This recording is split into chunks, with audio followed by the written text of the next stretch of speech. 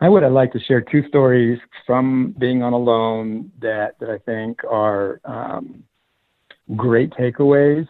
And while I was out there, I was catching several different species of fish in my gill net, and it had been a few days since I caught one of my favorite fish. So I was sitting on my little meditation spot and looking out over the bay, the little cove where I was, and I see this rogue wave making its way toward me.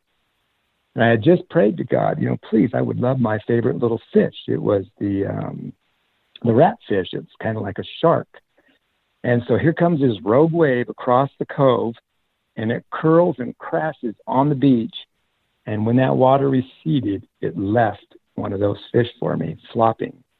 Ran over and hit it with my stick, and I had an answer to my prayer. I got my favorite fish. I just love that story. I wish I filmed the whole thing, and unfortunately didn't make it on television, but it was very endearing and heartwarming to pray for something, and then God provided in that really cool way. Just brought that fat fish in on a rogue wave and deposited it right on the shore, right where I was sitting. And then the other one is I had been using my jacket as a pillow. And, I sleep with two objectives in mind, apparently. One, to get rest, and the other is to exercise, because I just toss and turn all night long, my poor wife. And so my pillow would come undone. So I'd have to wake up, 5 or 6 times a night, refold it, and then tuck it under my head. So one morning I just woke up and I said, Father, I would love a pillow. Please give me a pillow. 2 hours later, I was beachcombing down around the cove where I could look out and see the Pacific Ocean. And there was this log that at low tide would be above water and high tide would be underwater. So it was low tide, and here was a pillow sitting on top of that log. And I ran over, I grabbed it, drained the water out, it got it as dry as I could, and then I had a pillow for the rest of my time out there. And I called it my prayed for pillow. And was I ever excited about that? So Do you still have that pillow? I moved. You know what? They wouldn't let me have it. Oh.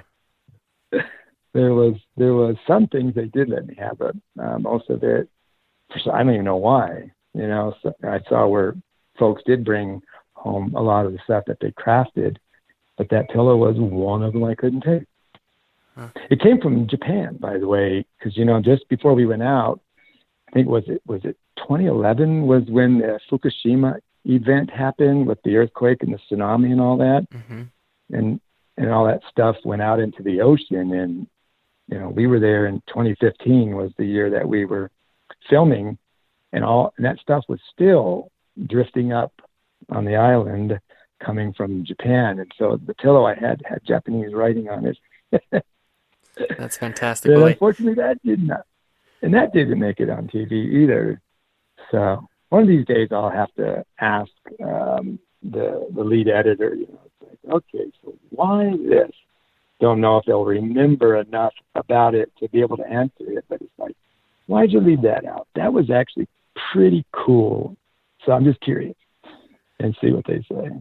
yeah, I kind of distracted from there. I think obviously the point you're getting at is that God is great and God provides, right? And if you have that Yes. faith and that trust, so I didn't mean to, I kind of derailed that thought there, but I think I'm assuming that's what you were getting at, and Yes, certainly I yes. think that's true. How cool it is to ask and to receive. I did ask for a whole bunch of other stuff and never got it, but I'm okay with that too.